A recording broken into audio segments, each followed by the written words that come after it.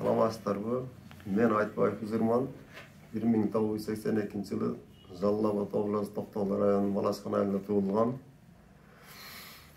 Мен буга чейин 2016 жылы биринчи келинчегим менен ажырашкам. Андан балалуу болгон эмесмин.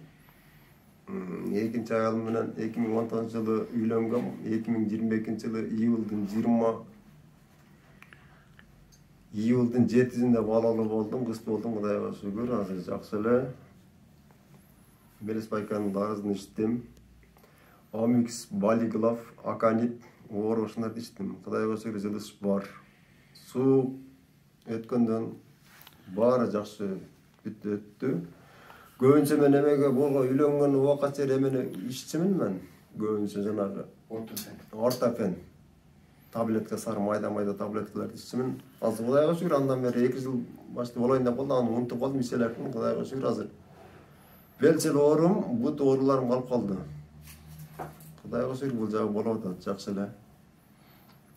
Балалуу болбой жүргөнүңөр эмнеден экен? Врачтарга бардыңар беле? Бардык, сурадык. Аялыма дагы өзүмө да чогуу ичкенбиз.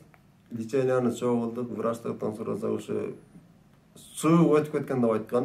Суу өтүп кеткөндөрдүн айтканынан ушундай эмелерди алып иштик. Кудайга шүгүр, жылыш бар алдыда, Кудайга шүгүр, азыр мынакей. Кызыбыз 4,5 ай болуп калды. Аты Альфия. Фамилиясы Нуркиязова Альфия. Кудайга шүгүр, жакшы. Мелистин дарыларын канча убакыт ичтиңер? Мелис байканын дарыларын 10 күндөн ичип аттык. Омекс, Балигалов, Аникон. Эмнелер? Аканитти, аны акырын оорусунда ичип аттык. Бирок эмеси менен ресей менен ичип аттык. Кудайга шүгүр, ушундан жылыш болду. Жакшы баары, Кудайга шүгүр. Балалуу болбой жалпы канча жыл жүрүп калдыңар вообще? Ошондо ортодон 1 жылда жүрүп калдык. 1,5 жылда жүрдүк.